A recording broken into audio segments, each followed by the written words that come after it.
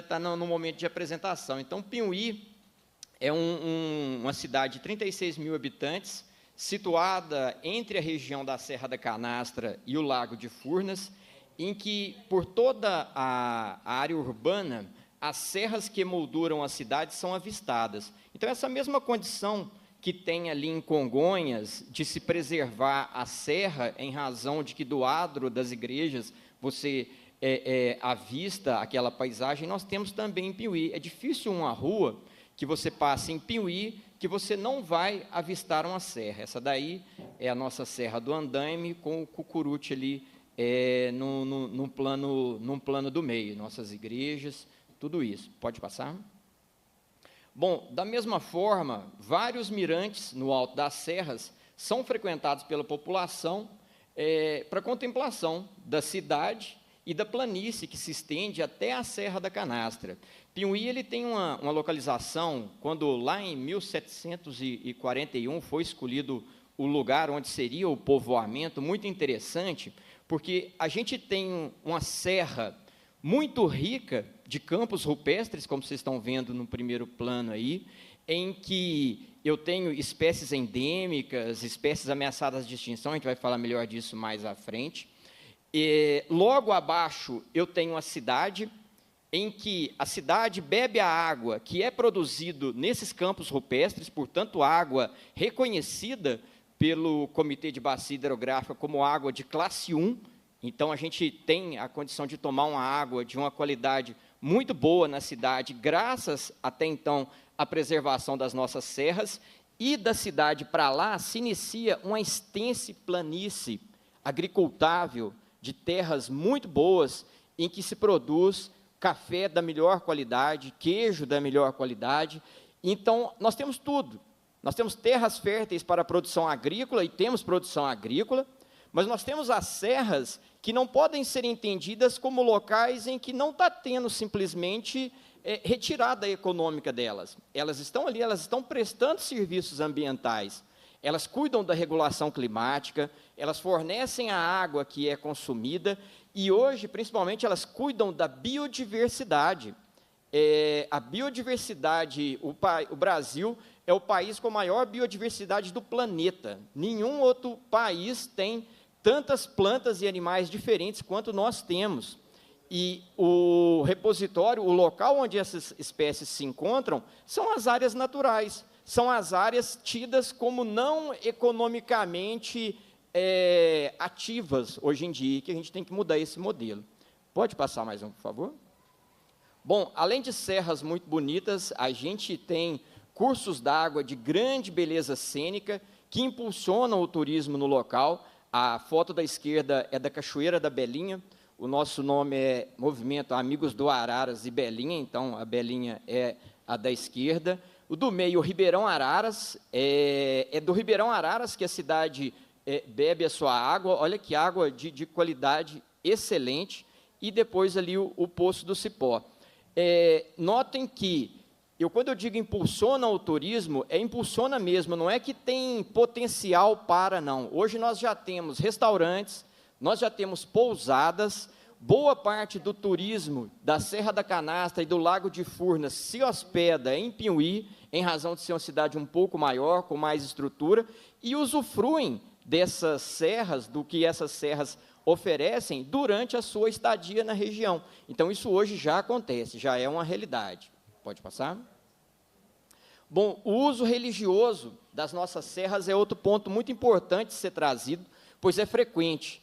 Diversos cruzeiros da fé católica, montes de oração evangélicos, religiões de matriz africanas e emergente, como rituais xamânicos, tudo isso nós temos nas serras de Piuí. Inclusive, esse local, que é a trilha Cruzes dos Peregrinos, olha que interessante, ela está no site da Secretaria de Cultura e Turismo de Minas Gerais, como atrativo turístico religioso, né? Ali celebram-se missas, terços, nesse local que fica nas serras de Piuí. Então, assim, está estabelecido o uso pela população local, ele não é um uso potencial, ele é um uso real.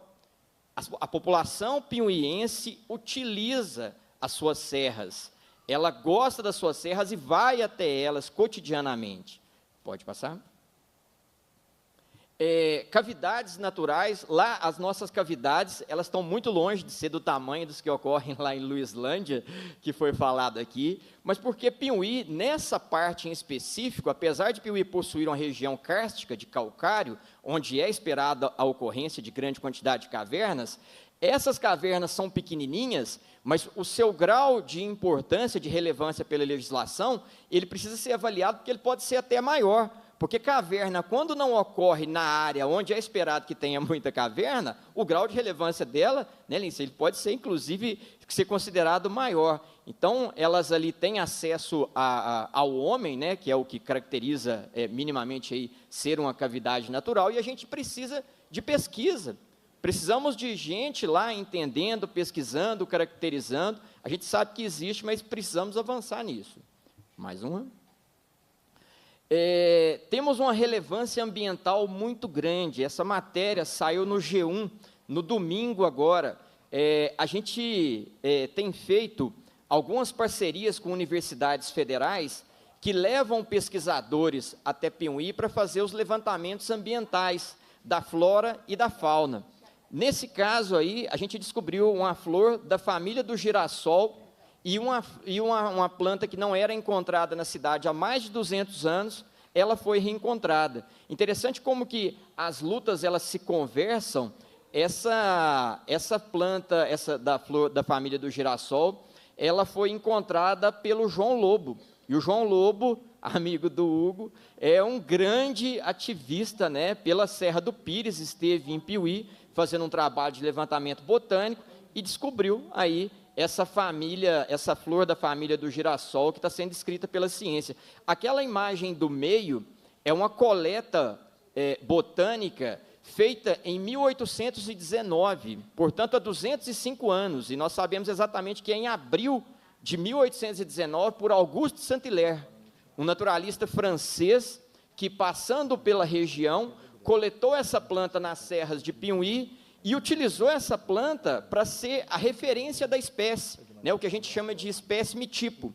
Hoje ela está depositada no Museu Nacional de Paris, lá na França, e as suas descendentes piuienses, que ainda existem, porque nós encontramos, a foto da direita é o reencontro dela em novembro de 2023, elas têm uma importância mundial tremenda, pois elas têm a maior similaridade genética possível com a espécie que é referência, que o Auguste Saint-Hilaire coletou aqui, mas que está lá na Europa. Então, para eu acessar os dados biológicos dessa espécie, as plantas que estão na Serra de Piuí, da Bitneria sagitifolia, é importante dizer o nome dela para popularizar, porque, coitada, nem nome popular ela tem ainda, são as plantas de Piuí. Então, elas têm essa importância ambiental muito grande. Pode passar? Bom, além disso, né, espécies que são oficialmente consideradas pela legislação brasileira, pela Resolução 448/2022 do Ministério do Meio Ambiente, como ameaçadas de extinção. Várias espécies de plantas, né, algumas mais conhecidas, outras menos, mas temos aí uma espécie de sempre-viva que ocorre lá ameaçada, o palmito jussara, Euterpedulis, uma espécie de passiflora, que é um maracujá nativo, e os maracujás aí são fontes muito grandes de produtos medicinais, então essa espécie pode ser que seja também, e também de espécies animais, como o papa-moscas do campo, um passarinho, a pirapitinga, um peixe que é considerado a carpa brasileira, ou seja, ela só sobrevive em ambientes muito preservados, então não adianta você falar, vamos conservar a espécie, vamos tirar ela do Ribeirão Araras e vamos colocar ela num tanque de peixe ali e criar ela. Ela vai morrer.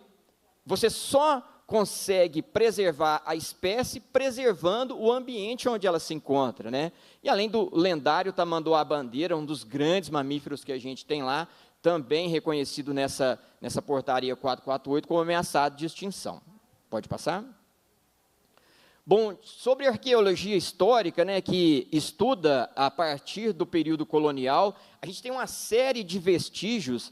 Eu diria que Muros de Pedra, se a gente somar todas as nossas serras, nós contamos em quilômetros de muro de pedra, nós não contamos mais em centenas de metros, dada a quantidade desses muros de pedras. Então, a gente precisa de uma avaliação de quando isso foi construído, qual a relevância histórica isso tem, quanto isso precisa ser preservado. Eles estão por toda a serra. E a gente tem ele tanto dessa forma mais conservado, como vestígios de algumas coisas que a gente não sabe determinar ao certo nem o que tem uma importância arqueológica maior ainda. Pode passar mais um?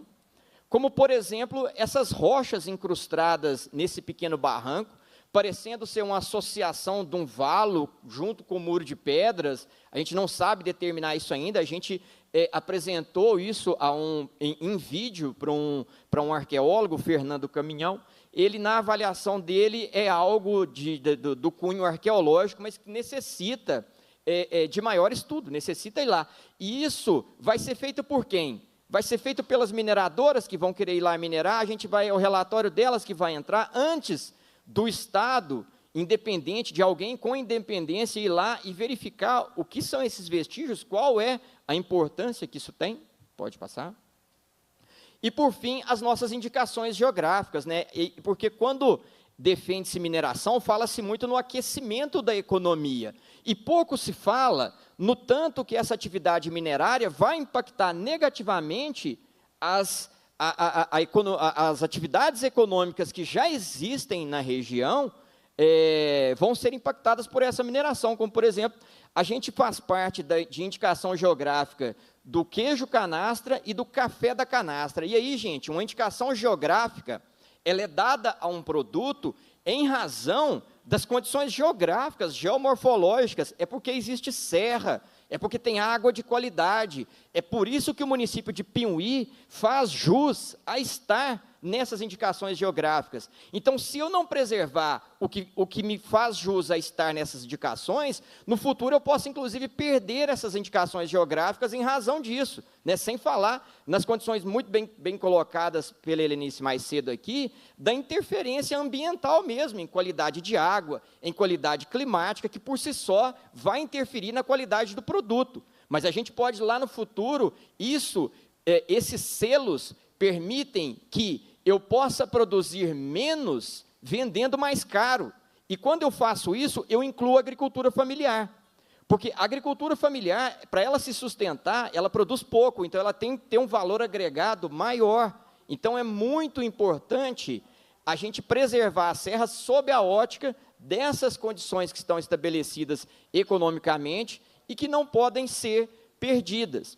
E diante disso, por favor, pode passar, a gente tem as nossas ameaças minerárias. E aí, gente, quando a gente diz ameaças minerárias, não é porque a gente pegou lá no Sigmine aquilo ali e trouxe para cá como um print sem fazer nenhuma avaliação, não. Falar, mas aquilo ali em todo lugar em Minas Gerais é assim. Não.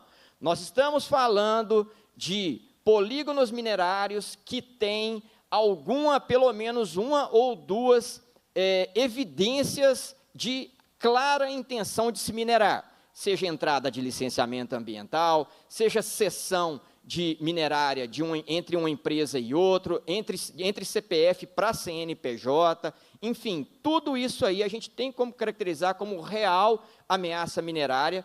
Isso chega até mesmo à área urbana de Pinhuí e coincide exatamente aonde estão as nossas serras e que prestam todos esses serviços. Então, a gente gostaria de registrar aqui o pedido desse olhar para que seja feito o tombamento em nível estadual do patrimônio natural de Pinhuí, porque a gente está comprovando cada dia mais que razões técnicas para isso não faltam.